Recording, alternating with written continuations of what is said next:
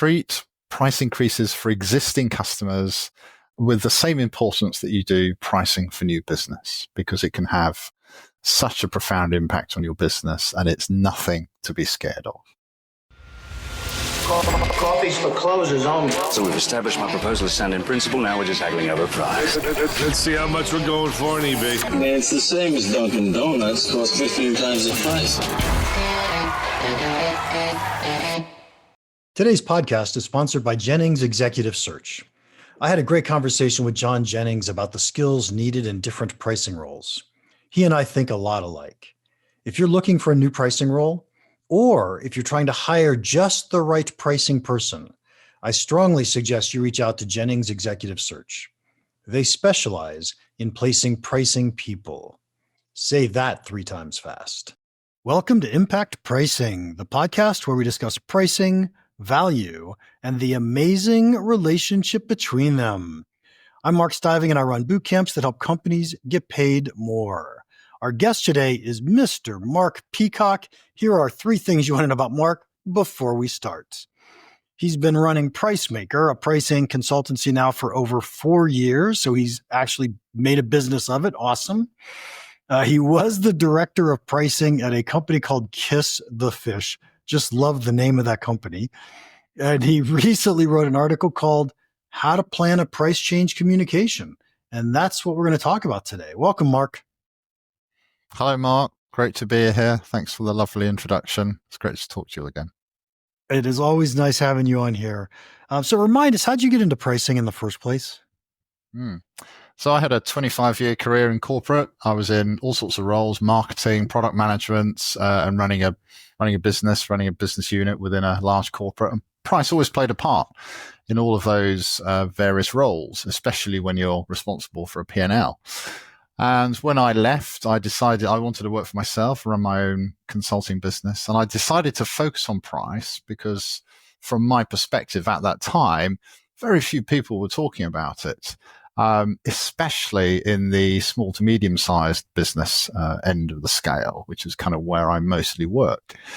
So that was it, really. I had my little eureka moments. I read loads of books, including yours, and I thought, yeah, there's a lot of value to be explored here. I'm going to plant my flag on the pricing mountain and see what happens. And here we are. Well, it's been 7 years now. Here we are 7 years later. I'm still going strong. So it obviously it resonates with some people, clearly.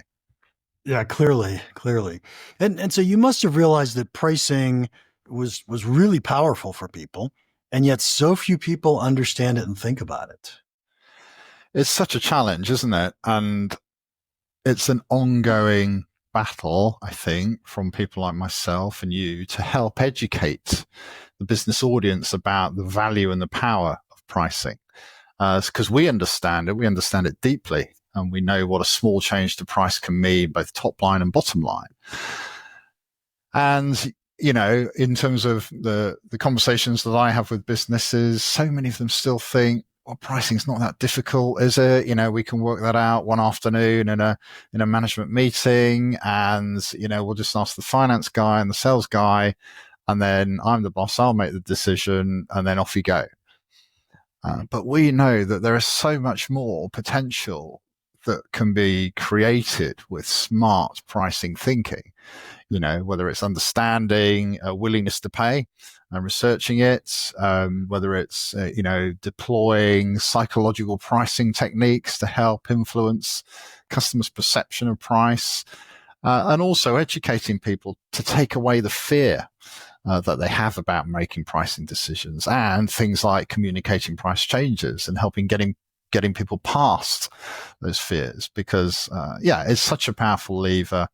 But all too often, I think people leave it to last in terms of what are the things that we can do to drive growth. And that's the slight frustration, I think. And you know what I find fascinating is the one thing that you didn't mention, and to me, it feels like it's the biggest thing that I've come to realize most recently. And that is that once someone starts thinking about pricing and you start thinking about a buyer's willingness to pay, it starts to influence what products do you choose to build, right? How do you package the features that you have? What are the marketing messages you're going to put out? How do you teach your salespeople to communicate value to your marketplace? And And it isn't really the pricing, but it's the thinking about pricing that gets you to all those places. Yeah, 100%. And we know that, right? We know that price isn't just a number or a sticker. It affects all of those things. And as you say, once you start to work on it, you realize that it impacts product, positioning, proposition, communication, P&L, so many things. And that's what makes it fun for people like you and me.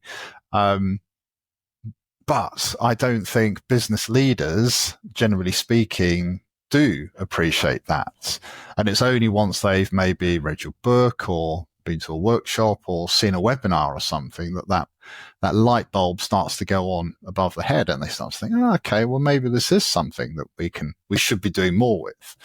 Yeah. And that's the kind of reaction I get once I've done a workshop for some business leaders. And it's, okay, there's a bit more to it than cost plus margin pricing, for example.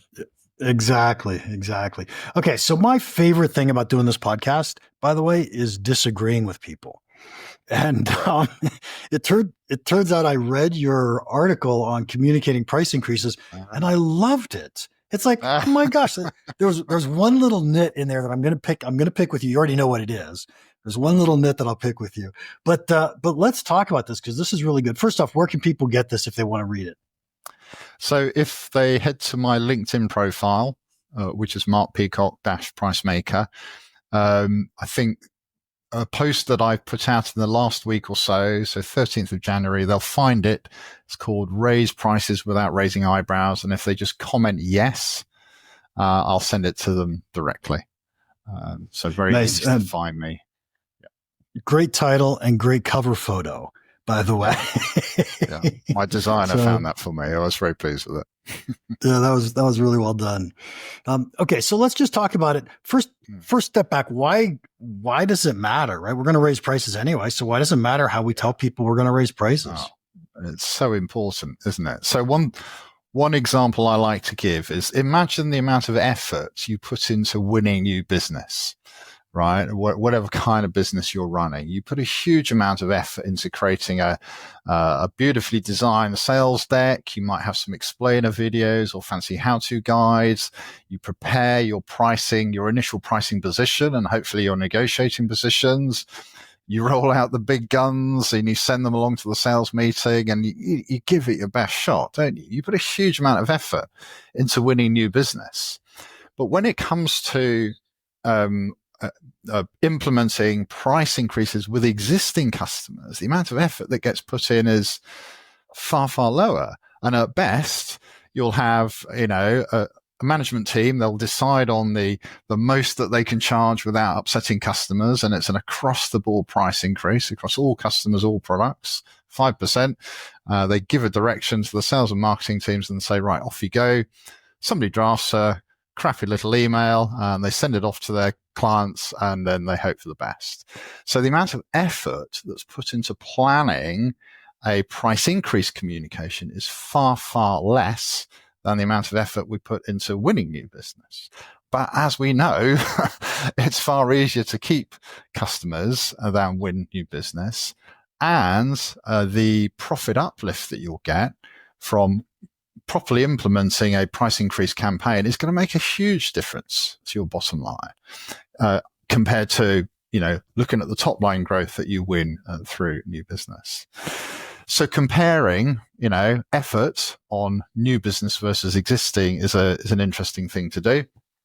And then, as we know, getting the rewards from a properly implemented price increase are huge compared to, your new business activities. So yeah, that's my attitude on that.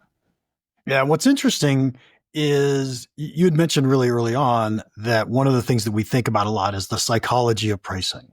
Mm. And so if you think about it, a price increase communication is really just manipulating, or what a horrible word, really just managing the psychology of our customers. Yeah. Right. Exactly. It isn't really, it's not going to change how much we raise prices. It is going to change their perspective of our price increase. Exactly that. And I'd love to talk to you, Mark, about, I mentioned in the PDF that I sent out, a 2-stage communication process, which is a really effective way of managing expectations with your customers. So if you'll allow me to elaborate on that just quickly. So the idea is, rather than just sending out a single communication and saying, dear customer, we're putting out our prices next 1st of January by X, you do it in 2 stages. So the first stage is, dear customer, we're writing to let you know that we're going to be putting prices up.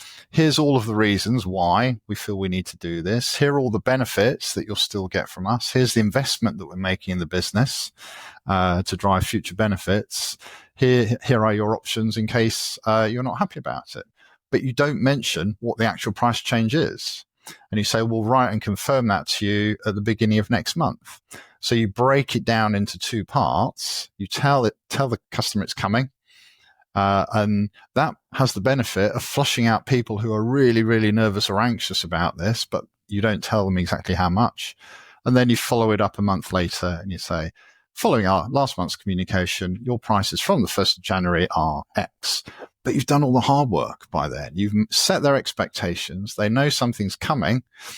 And then hopefully, as long as you've done it properly, the actual price increase won't be as much as maybe the figure that they've got in their heads. So yeah, that kind of 2-stage communication is a great way of influencing their expectations and their attitudes as to what's coming. Yeah, that's really interesting. My dissertation advisor was an expert in reference prices. And so I'm going to talk about what you just said in an academic sense for just a brief moment. Okay. And, Yeah. and what I just heard you say is that I'm going to tell them a price increase is coming, and here's why. And so what I'm really doing is adjusting their reference price. I'm making them assume that they're going to end up paying a higher price. And so later, when I actually make them make the decision, are you going to stay or are you going to go? They've set a higher reference price, which means they're much less likely to churn. Exactly that, Mark. Exactly. So you'll set an expectation without committing a number.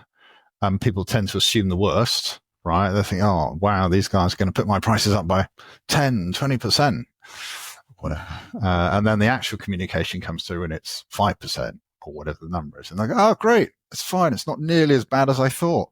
Fabulous. Let's crack on. So yeah, exactly that. It's such a smart technique. And I've done it with a manufacturing company, a tech company, and it really helps to smooth the path to an effective price increase outcome. Nice. Love that. So let's talk about the communications. When I teach this, I always give them, here's the 5 things you want to say, but I want to go through yours. By the way, I think we agree pretty much completely on those. Okay. So let's start. What's the first step? Yeah, well, just simply just introduce yourself. Let the customer know we're writing to let you know of some planned changes to our prices for 2024, whenever it's coming in, just to give some context. And then fairly early on, you want to be saying this is because, and you are telling the customer that some of your costs have increased, and it could be your raw materials, it could be your labor costs, it could be transportation, it could be your infrastructure costs or whatever. But you're giving them a reason that they can understand and accept and believe. And you don't need to go into too much detail, but you're just giving them that early explanation as to why it needs to happen. So that's the opening gambit from my point of view, Mark. Yep. I agree 100%. I used to say, in fact, I still believe wholeheartedly, nobody wants to know that you want to make more money, right? But if your costs go up, then they kind of understand it. Even though you and I both know costs don't drive pricing, our customers don't know that. And their expectation is that if our costs go up, our prices should go up. Yeah, exactly that. So it's an important aspect of the price communication story, I think, but we mustn't labor it and overdo it. I think I agree completely. One of the pieces of advice I give about the language that's used in these communications is always to keep it neutral or positive. and to avoid any negative language. So we shouldn't be saying things like, unfortunately, our costs have gone up. We apologize about a price increase. Remove all of those negative words and replace them with neutral or positive only language. And it's not too difficult, because what you're actually doing is this is a sales task. Communicating a price increase is a sales task, and you would never use negative language in a sales activity, would you? So neutral or positive language only, please. Nice.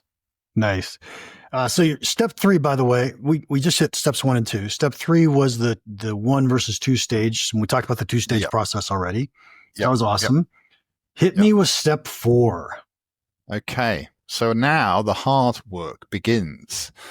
So we've told them what's happening, we told them when it's coming, and we've said why it's happening. But now we need to explain the reasons, the value reasons why they should continue to believe that we offer the best product, the best service for them. So this is where we start to roll out some evidence of the value that you've created for the client, which could be we've increased the number of marketing leads that you've generated over the last year by 10%, or whatever is the key thing that your company does.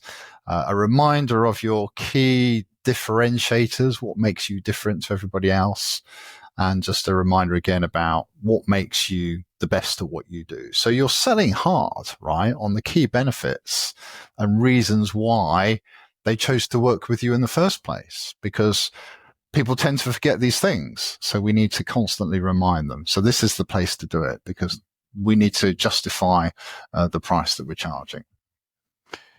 Okay, so let me give I'm going to give 2 additions to this, if I may. One is, I often talk about something called proven value. And so proven value is, did you get before and after data? So do you know how many marketing leads they had before they put your product in and how many marketing leads they had after? So now we've got this data that says, hey, look what we've done for you, right? This is really valuable. And so that's certainly a huge advantage to us, which is what you just said, by the way. Yeah. And then the second, you explain it better than I did. And then the second add-on I'd like to give is, at this point, I often like to say, here's what we've put in the product since you signed up, or for the last year, or for whatever it is. And so here's how we've made enhancements to what it is that you have. Yeah. And so what I love about number 4 is it really talks about the past, but when we get to number 5, it talks about the future. So let's hear your number 5. Okay, so number 5 is what I call your investment story. So what are you doing to invest in your business in a way that's meaningful for your clients? What improvements are you making for the future that they can expect to look forward to and receive the benefits of? So it could be you're developing new features to add to your product. It could be you're investing in new systems that will make your product or your service faster, new digital capability, new systems. It could be you're recruiting more people to handle more calls. It could be you're expanding your geographic footprint to cover more regions, or whatever it is. Every business should have a plan for investment and growth. So let's talk about these things, and let's remind them that you're constantly seeking to improve the value that you offer them, so that they're not just judging the current price increase that you're asking for. They're doing it as well, thinking, well, okay, well, I've got to pay an extra 10%, but I can see that there's these other things coming down the track as well. So that's good news for me, hopefully, as a buyer. And that means I'm more likely to want to stick with it. So that's what I mean by your investment story, Mark. Yeah, I love that. Like me, I know that you watch specifically price increase communications, especially when they affect you personally. Yeah. So I remember a year or 2 ago getting one from Netflix.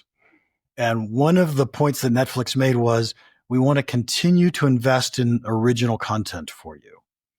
Mm-hmm. Right? It's like, yep, let's talk about the investment strategy. What are we going to do with this money? Yeah. Right.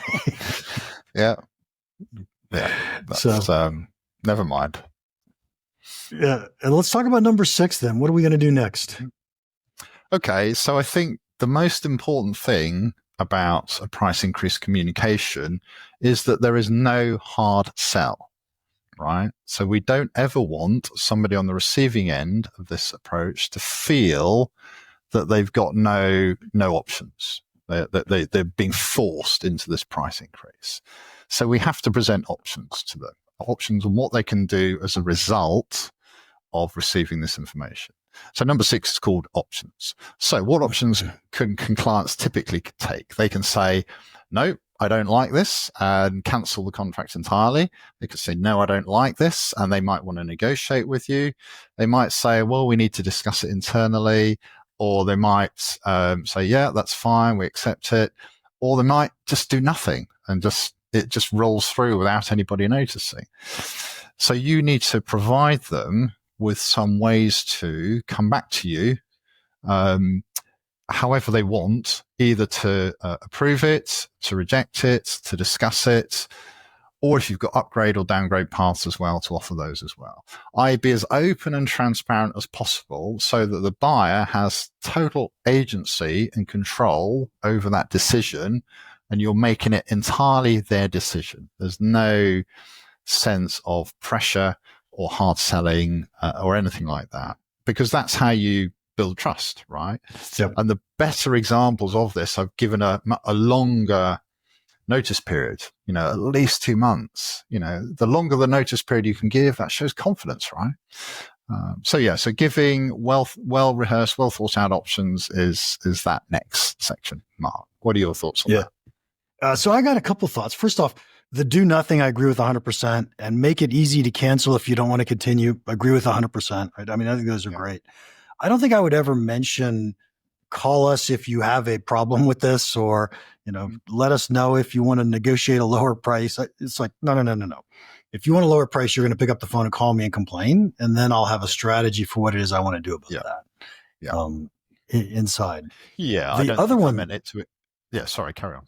That's okay. The other one that I love is, what a great opportunity to upgrade customers, right? So if I could upgrade you to the old best price, right? When I think about good, better, best, right? Yeah. Right. Okay. So I have a best price, and I'm raising the best price too. But if I could upgrade you from your current better price to the old best price, while I'm giving you a price increase for better, it's like, oh, now it's a much smaller jump. And by the way, next year you'll get hit with the best price increase. So that's okay. Yeah. No, great tactic. And I think that's where the benefit of having pre-thought out your responses in terms of options, packages, plans, upgrades, or even a negotiation. That's where that comes in so well. So love it. Great one. Yeah, I got spot on. Number 7. Next steps. Oh yeah, next steps. So just to be clear about what's going to happen. So for example, it might be a frictionless approach to price increases is to not require anybody to do anything if they're happy to accept it, right? So you don't want people to tell you that's fine, we accept it. Just carry on as it were. And then the bill from the next month or the next year just kicks in automatically. So you want as frictionless a process as possible from your point of view, but then you need to be clear about the timelines. You need to be clear about contract terms, if there's a notice periods, and so on. So you just need to be clear on what people need to do and by when. And if they don't need to do anything, that's great. Nice. So one of the things I add to that I often talk about, if it's possible, and it's not always possible, and I call it the do something nice strategy. And so the do something nice part is, by the way, I learned this one from Netflix. So the very first Netflix price increase was horrendous, and they lost 300,000 subscribers or some ridiculous number. And then their second price increase, which they did 2 years later, was perfect.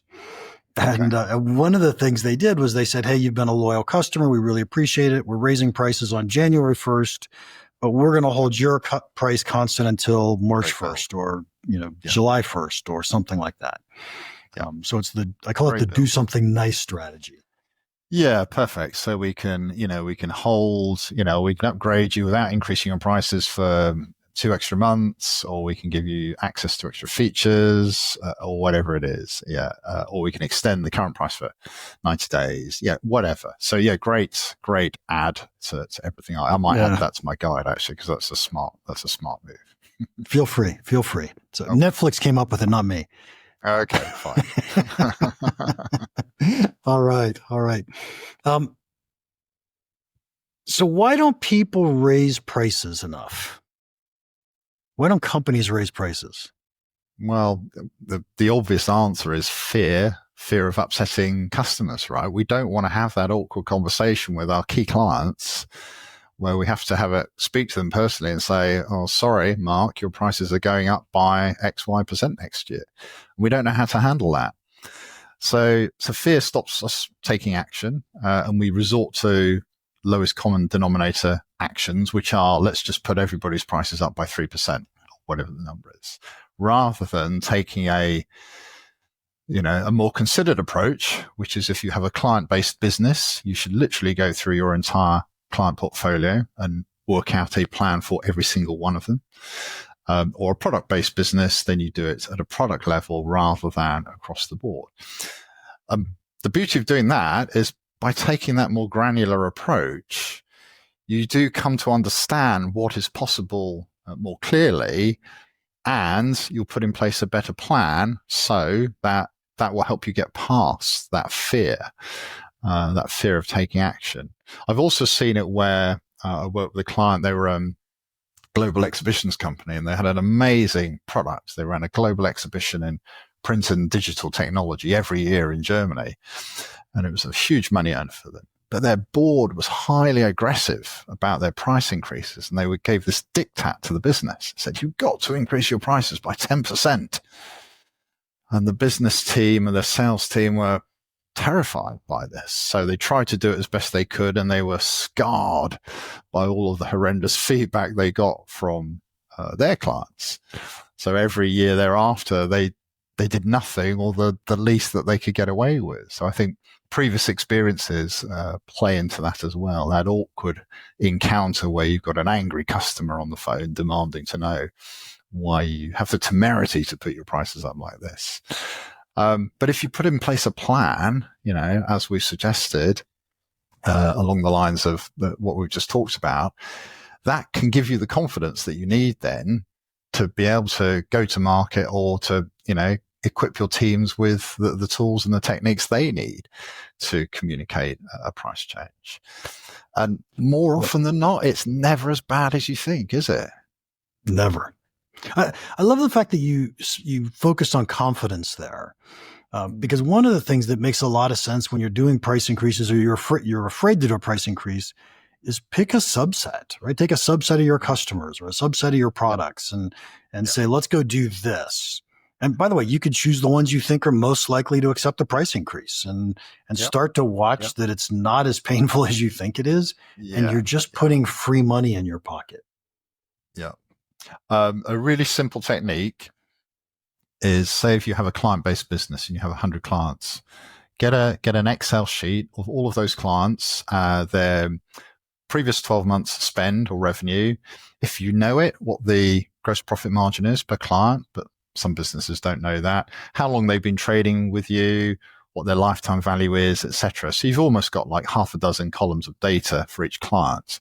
And then just put another column headed price sensitivity, and rate each one of them high, medium, or low in terms of price sensitivity. And this is just your judgment based on, your knowledge and experience of working with them. And then you'll find, a proportion of them will be highly sensitive to a price increase, some are in the middle, and some you'll believe will have low price sensitivity. So start with those guys. And that'll give you a huge amount of confidence, and you could possibly be a bit more ambitious with your price changes for those with low price sensitivity, and then move up the scale once you built up that experience and that knowledge of how people are reacting. So that's a really simple way just to think about segmenting your customer base by your judgment on their price sensitivity. Yep, I love that. And then I'll add one more to that. And that is, can you determine which ones get the most value from you? So you might say which ones interact the most often, or which ones, Right. we can tell how much profit we've put in their pocket for whatever reason. Yeah. And start with the ones with the most value, because they're not going to leave you. Yeah. Yeah. Great. So the number of features they use, the adoption rate on your platforms, just feedback on how much they love you as a supplier, strength of relationships. All of these things can play a part in helping you make a decision on that, but you need to do it client by client. And it doesn't take that long. It's not a painful exercise unless you've got thousands of clients. But if you've got even hundreds of clients, it's perfectly possible to do it. And it makes a big difference. Yeah. Hey, Mark, this has been a ton of fun. I'm going to ask the final question, though. What is the one piece of pricing advice you'd give our listeners that you think could have a big impact on their business? So I would say treat price increases for existing customers as with the same importance that you do pricing for new business, because it can have such a profound impact on your business, and it's nothing to be scared of. Absolutely right. Absolutely. Mark, thank you so much for your time today. If anybody wants to contact you, how can they do that?